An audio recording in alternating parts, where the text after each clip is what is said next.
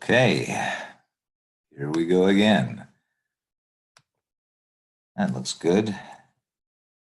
All right, today's lecture is on westward expansion, manifest destiny.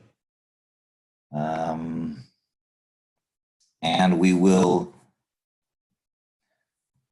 once the slides start moving, these slides,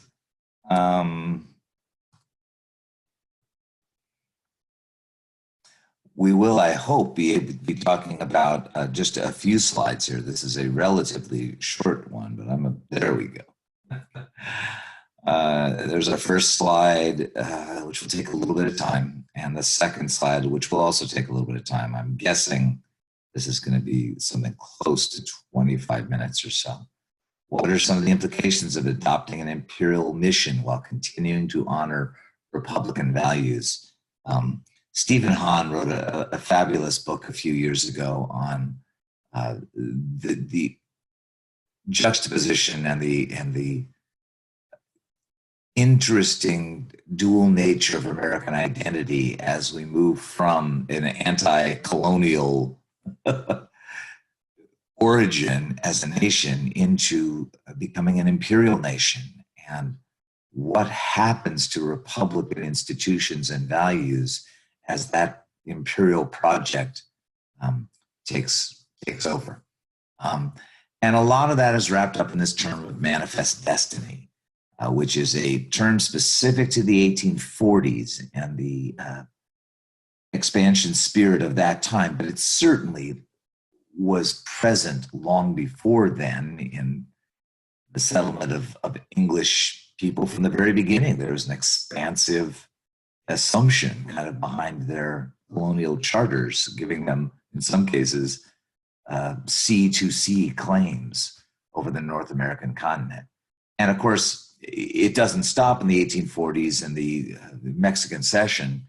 The spirit of manifest destiny goes on to purchase Alaska, Hawaii, to gain Puerto Rico, Guam, the Philippines, Hawaii, all sorts of different kinds of territorial holdings that ultimately lead to kind of the imperial American empire of the mid and late 20th centuries and the early 21st century. And while some of it may feel and sound, imperial, malignant, opportunistic, and exploitive, and it's all those things. For the individual settler, for the settlers that went on the Oregon Trail or the Mormon Trail or the Santa Fe Trail, and established farms in the West, in the Oregon country.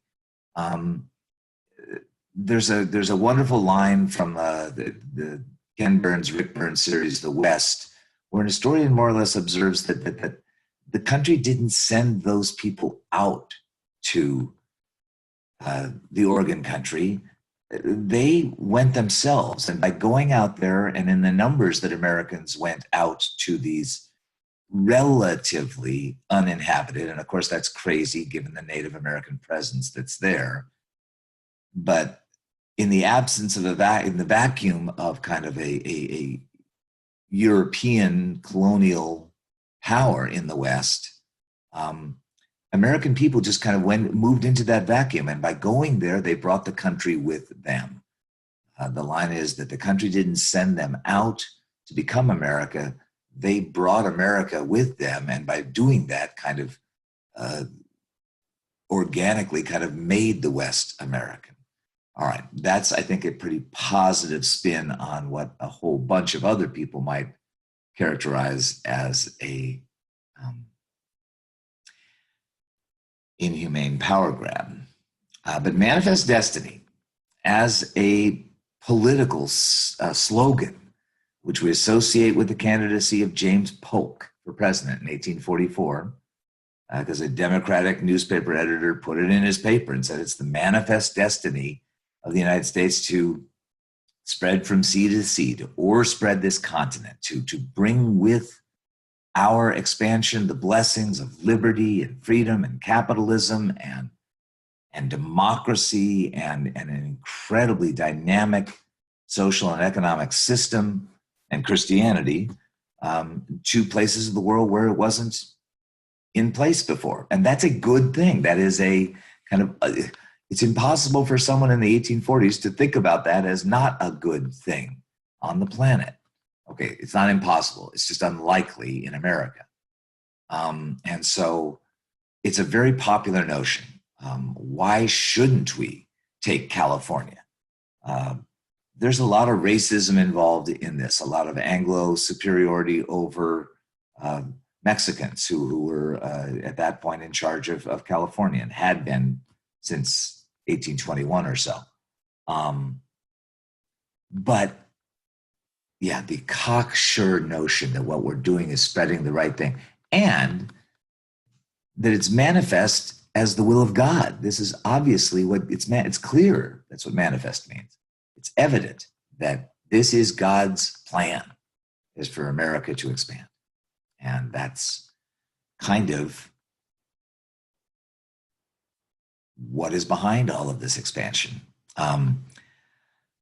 Regarding the politics of expansion, there's kind of two important moments that you need to kind of keep separate, but know how they're related. And that's the Texas Revolution of 1836 and the Mexican-American War of 1846-48. One helps to lead to the other.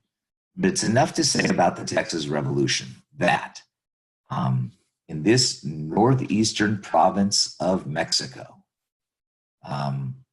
the Mexican government wanted to recruit people to move into it and make this land settled and more or less be something of a buffer from the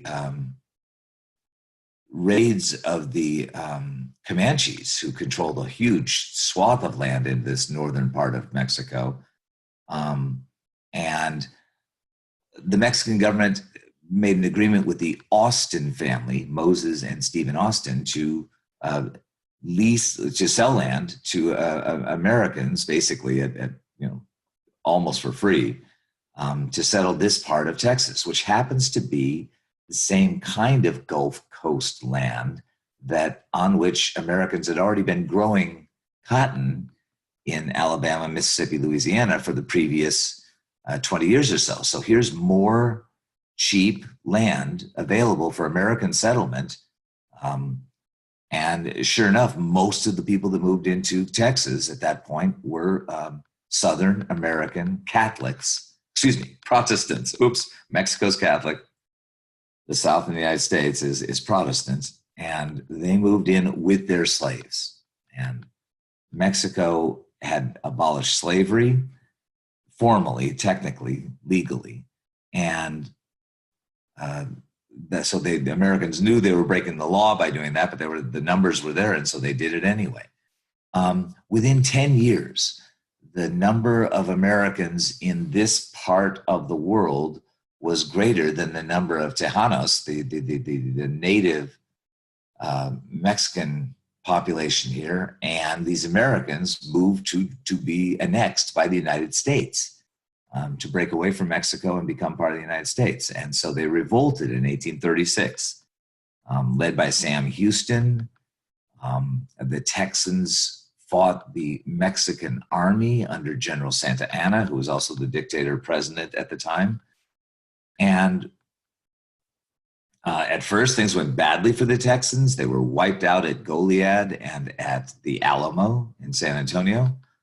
But at the battle here at San Jacinto, the Texans won a huge victory, captured Santa Anna on the battlefield, extracted from him, with a gun to the head kind of signature, the independence of Texas. And that was that. Texas immediately applied for statehood in 1836, but they were not granted it or annexed by the United States at that time. And this is kind of amazing. Andrew Jackson is president, but the slavery issue was so divisive in the mid-1830s with all the anti-abolition mobs running around and the gag rule and the petitions not being allowed, and the postmasters regulating abolitionist literature. There was so much heat on the slavery issue right then, and some people thought that Texas itself might be eventually divided into 4 or 5 slave states, that the prospect of annexing Texas and keeping the political lid on the controversy led President Jackson to kind of tell Sam Houston and the others that it wasn't possible to admit Texas at that point. So Texas became their own country. From 1836 to 1845, the Lone Star Republic, 1836 to 1845, existed. They were an independent country. Some Texans still think they're an independent country, but in this case, they were kind of between two powers and happy to be independent and on their own. In the meantime, the British made overtures to try to make an alliance with Texas. The Mexicans never really completely recognized the legitimacy of that battlefield signature that Santa Anna had signed. And the Americans continued to at least mildly be interested in Texas, certainly making sure that it wouldn't go to someone else. So here's the blow up of that map of the Texas Revolution. Then Manifest Destiny just becomes the big issue in the election of 1844. Polk runs on expansion into Texas and taking over all of Oregon, which was at the time jointly occupied by the United States and Britain. Britain through Canada, basically. It was a huge territory that encompasses Oregon, Washington, Idaho, and British Columbia. Was called Oregon at the time. So the Democratic Party of Polk is pushing for expansion in the election of 1844. Henry Clay, the Whig candidate for president, waffled on the issue. At first, he basically said, I do not endorse annexing Texas at this time. It will mean war with Mexico, and that's just not cool. And later on, he waffled, basically saying, oh, well, I guess I could take Texas if it doesn't mean, immediate war or something to that effect, or maybe we can work something out. So in other words, Clay looked not expansionist enough to the expansionists, and he pissed off some abolitionists by saying he would maybe be open to Texas if they could find a way around it. And this basically lost Clay the 15,000 votes in New York that went to the Liberty Party candidate, the abolitionist candidate in New York State in 1844. And by losing New York, he gave the election to Polk. Polk wins. Congress passes an annexation bill in early 1845 for Texas, and Texas becomes a state. Annexed by U.S. in 1845. There we go. Well, part of the problem with that annexation is, what's Texas? Is the boundary what the Americans claimed, the Rio Grande River here? Or ought it be this area here, bounded on this part on the northern side by the Nueces River? And then, as you can see, all this is disputed area as to whether the Texas that America annexed actually included all of this land, or whether it was just this smaller region that the Mexican government claimed it always was. Well, that wasn't the immediate cause of the war. In the meantime, and while that's being disputed, President Polk negotiates a division of Oregon between Britain and the United States, between Canada and the United States, so that Canada gets British Columbia and we get everything to the south of that. And with that dispute out of the way, and having accomplished significant expansion of America in the Northwest, he now turns his attention to northern Mexico.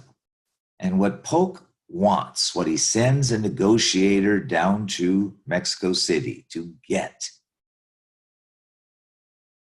what he really wants is San Francisco Bay. What he really wants is access to this West Coast harbor so that Americans and New England merchants especially, who he has no great love for, but he understands their interests, This will be the key to the Pacific trade. The China trade was what everyone was talking about.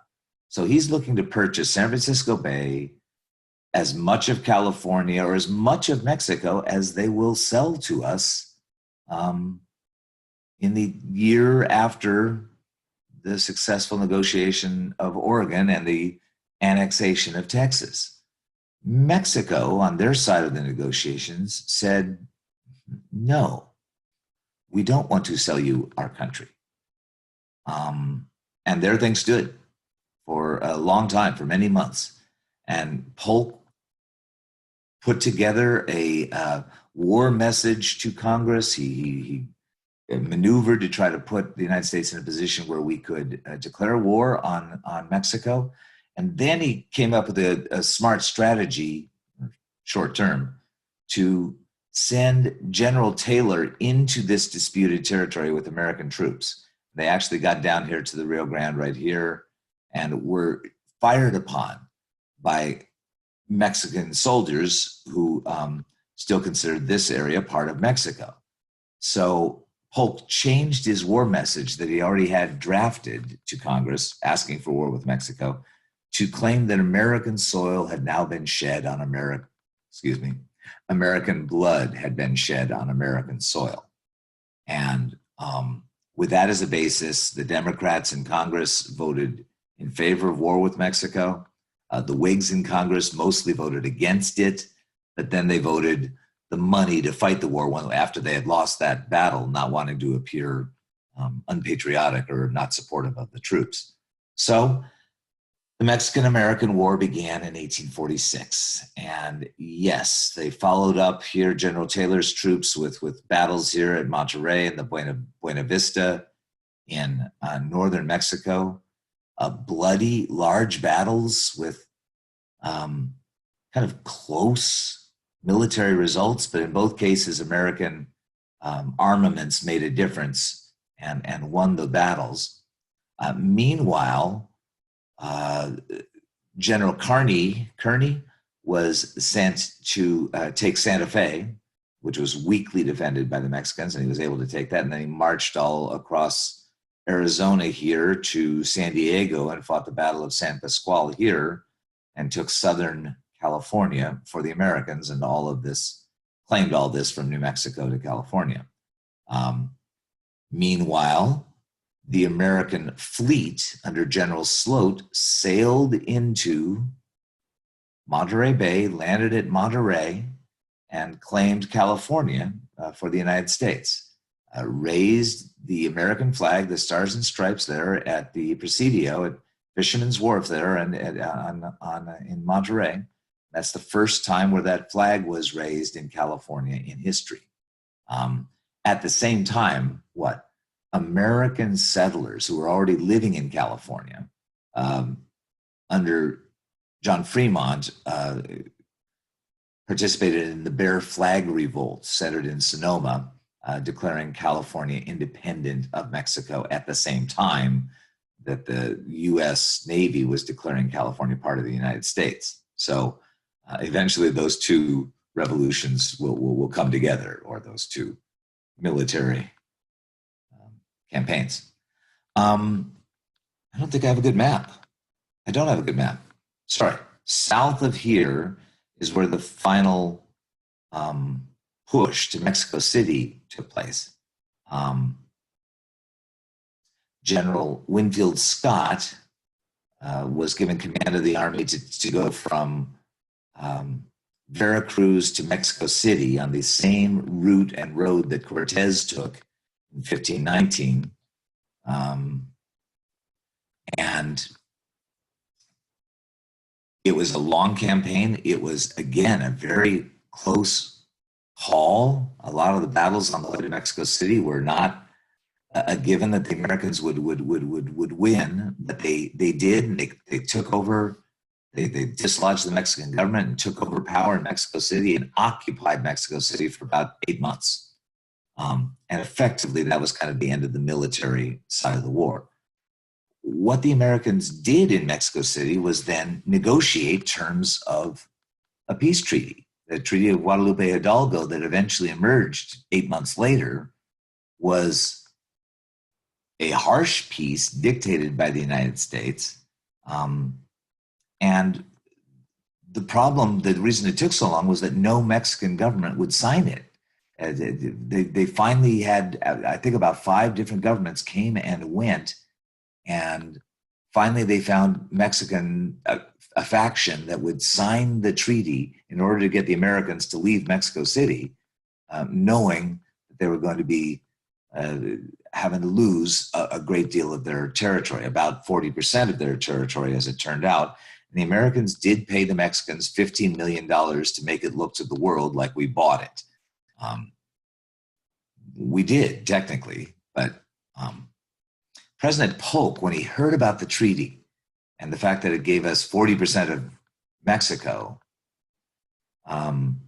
fired his negotiator because he wanted something closer to 75% or so of Mexican territory. He thought this was a bad deal. And basically, the negotiator came back with it and said to President Polk, look, you're not going to get anything better out of these people right now. Take it or leave it. And so he took it, sent it to Congress for approval. They approved it. And that's how this part of the world, Santa Cruz and California, became part of the United States. It is not a very glorious tale by any way you try to tell it. In my opinion, there are a couple of wars in American history, at least 2, and 3 easily, and probably 4 to 6 when you think about it, that I would label as immoral, as unnecessary, wrong-headed, and in this case of the Mexican War, mendacious, a terrible power grab that stains our honor to this day. All that said, there were Americans that were against the war, that voted against it, including the new Whig legislator from Illinois named Abraham Lincoln, who challenged President Polk to identify which spot of American soil American blood had been shed on, and others that had opposed the war, seeing it as it eventually was going to be, as a war to expand slavery immorally. So the Treaty of Guadalupe Hidalgo has that sort of moral imbalance in its DNA. 6 months after the treaty was signed, gold was discovered on the American River near Sacramento in California, and the California gold rush began as word trickled out in 1848, and then by 1849, California was inundated with 300,000 miners from all over the world, especially the United States, coming to make their fortune in the California gold fields. And it's enough to say about the California gold rush that it immediately gave California enough of a population to skip the territorial phase of development and apply for statehood, which they did as a free state. And it led to the fortunes of several of the early miners in the gold rush, and certainly of the big companies that bought up the claims in the near future, but not of most of the miners that came. They mostly had some hard times. If you were a merchant, if you could sell eggs, if you could do laundry, you could make money off the miners. But getting rich from the gold was a rare occurrence for the people that came here. And the book covers some other elements of the California gold rush, the terrible treatment of the Chinese that eventually came, the seizure of the rancheros from the Californios, who many of whom had invited and welcomed the Americans to come to California, like Vallejo in Northern California. He and others lost their ranches, their rancheros, to the Americans through fraud and through blatant power grabs. And of course, this led to the establishment of San Francisco as a major city with all the problems of rapid, unbridled growth that they immediately had to confront. And not least of all, it leads to probably the most inhumane wars in American history, and I'm referring to the Modoc Wars and the wars of extermination that Americans conducted against Native Americans in California in the 1850s, wiping out the vast majority of the population of the natives that were here. All those are results of the gold rush. Okay, so I know I've made your day in terms of being an upper here, but I hope some of this clarifies some of the things that were going on in the 1840s. And of course, this land, along with the land in Kansas, Nebraska, and whether slavery is going to be allowed in those territories or not, is going to eventually lead to the Civil War in 12 years. Okay, I think that's it. Have a good day. See you next time.